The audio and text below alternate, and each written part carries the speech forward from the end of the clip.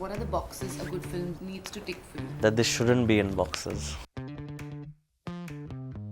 Tell me, what was your it moment when you realized that this is what I want to do and I want to make films? I think I was in school when I saw Rang De Basanti. So I'd taken my friends, and I also remember that it did have some kind of impact on me because we were all young that time, and you're like, okay, you can have a revolution or be a rebel or something like that. And I did think when going back, like this cinema had a lot of power to influence. And from there I was like, okay, this is a nice way. Interestingly, I've never said this before, but I wanted to be a politician. And I thought that maybe I'll start with becoming a filmmaker and then become a politician, because that's how you, no one's tried that method. But slowly that politician wave has completely died. What kind of films were you watching? I think across cinema, a lot of world cinema as well I'd seen. So you were exposed to world cinema, Yeah. like before you studied to become a filmmaker. Yeah. From Ek Tha Tiger, Bang Bang, Attack, how much do you love action as a genre? I love action, this is true. Making that action, it's a high, while you're directing action set pieces that haven't been done before. That preparedness and the being in that moment really I enjoy. So is there a reason why mainstream male actors like SRK in Pathan and Jawan and then Salman in Tiger, is there a reason they are choosing action as their genre?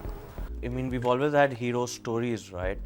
Action gives it that scale, especially now it's more pertinent the fact that OTT has come and they feel that those are smaller stories. So action gives a car flip or some sounds like that or a bomb that you enjoy a lot more in cinematic, in the experience, seeing it on the big screen with the proper sound and stuff. You might not like that on your TV or your mobile phone because you won't have the same impact of being right there. So I think that's a conscious decision. Heroes like doing that. But tell me, this is what you want to do then, do films for the theatre and not OTT? I had made OTT when Netflix, Amazon hadn't even come to the country, honestly. Not sure many people know that, but The Trip and Holiday and stuff that we released on YouTube was one of the first web series that happened. In OTT, they follow a character a lot more, and in a film, it's more plot driven. So my strength is more plot driven, and this is going to happen, and this twists are going to happen, than character driven stuff. Yeah. So I'm focusing. Yeah. So I'm focusing on what my strengths are. Honestly, the release of a film that Friday or that 1-2 days before it is ecstatic as well. Like when your movie's coming out, your posters are everywhere of the movie, and that reaction that you get to see in a closed hall.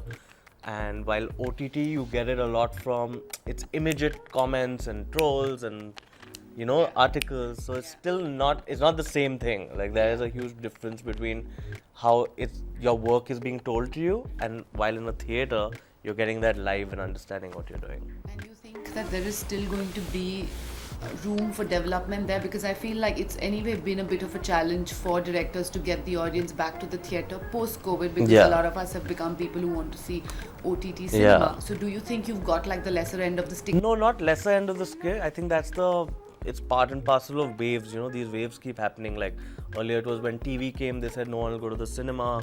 When IPL came, they won't go to the cinema. So these waves keep happening.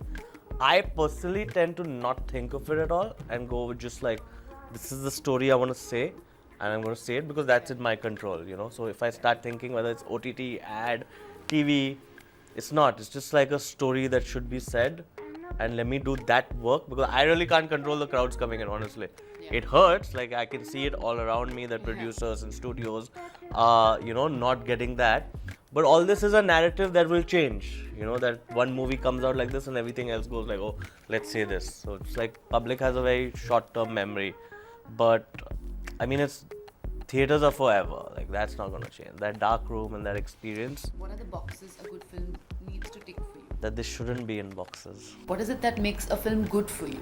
For me, it's 3 things. I was entertained.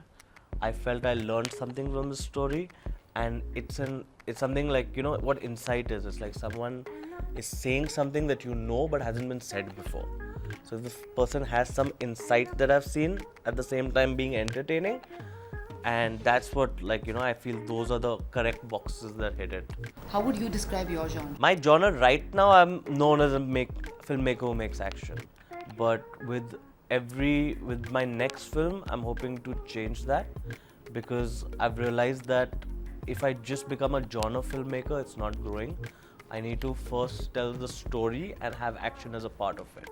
And For what do sure. you think about Indian action films in general? I think Indian action films still have a long way to go. They rely too much on relentless action, like Hollywood has an Extraction or a John Wick. What happens is that those stories are just one-dimensional, and Indian storytellers, they try to replicate that, but people don't enjoy that because you know how they say that Indian films or how we eat in a thali with dahi, achar, Yeah, this, that. yeah. We want all those genres and not just one pasta for the night, you know, which they do. So I think there is a gap where filmmakers have still not understood that, where they're still going, oh, that's an action film, come watch the action film. While there's a huge part of our audience who's like, no, don't tell me it's an action and you blow up cars. You tell me what the story is, and that should have action. Why do we not have iconic villains now? Those times were different where the villains were more out there, while today it's more subtle in terms of like gangsters aren't there today. It's organized crime. It's a different way of cinema. An action film, which in India is inevitably male-led. The female actors in a male protagonist film, it's also because what happens in action films that it's always about one character saving the day. It's not only about two characters, which is why that happens in what they get into the table. However, personally speaking, I find female characters a lot more interesting, and if I can't say it yet, but my next film is probably going to be led by a protagonist who is a female, but I'm kind of not seeing it as male or female. I'm just seeing it, yeah, she's the hero, and this is what's going to happen.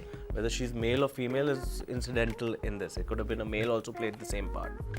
But again, for me personally, female characters are a lot more exciting than males, because males just do the same thing again and again. Like, oh, we have to save the day. They're not grey at all.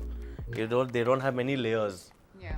You know, while female characters have a lot of layers happening within, they have a lot of tracks and stories that happen there. So I like that. But yeah, in action films, we have a long way to go for female heroines.